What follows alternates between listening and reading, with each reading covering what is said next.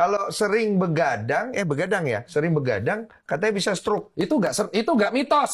Oh, itu fakta. Itu fakta. Dan Maksudnya, jadi gini, orang yang gaya, jadi takut. iya, benar. Orang yang tidurnya itu nggak teratur, nggak teratur ya? nggak teratur ya. Jadi misalkan dia begadang karena kerja, jadi dia shift malam. Berarti artinya kan cycle kan. Jadi dia misalkan Senin jaga malam, Selasa turun jaga. Orang yang jaga malam tuh biasa ada turun jaga om. Jadi teratur dong. Kan nggak mungkin begadang terus. Yang dipermasalahkan adalah orang yang begadang dan jam tidurnya tidak teratur. Itu akan meningkatkan potensi resiko stroke. Karena Peningkatan tekanan darah, terus pembuluh darah kita tuh elastis om. Ada karet gak ya? karet. Kita analogi. Beda ya. Nah, nih karet. Pembuluh darah kita tuh kayak gini bentuknya ya. Nih ya. Ini potensi di-cut TikTok jadi harus jelas.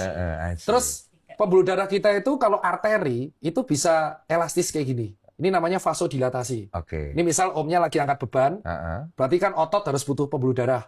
Supply. Ini vasodilatasi. Dia melebar. Ada lagi yang namanya vasokonstriksi. Ini ketika om deg-degan.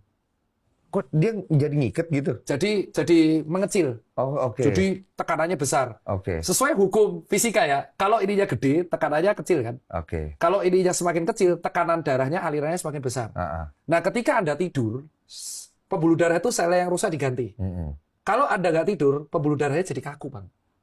Oh. Dan itu cycle, belasan tahun. Jadi nggak elastis. Iya, karena nggak jadi elastis, akhirnya pembuluh darah ini tabrakan dong. Tabrakan di dalam. Karena harusnya melebar, nggak. Tabrakan jadi apa? Gumpalan.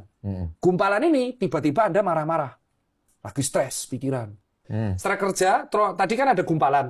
Stres kerja itu membuat gumpalannya gelinding. Gelinding ke pembuluh darah yang besar nggak apa-apa.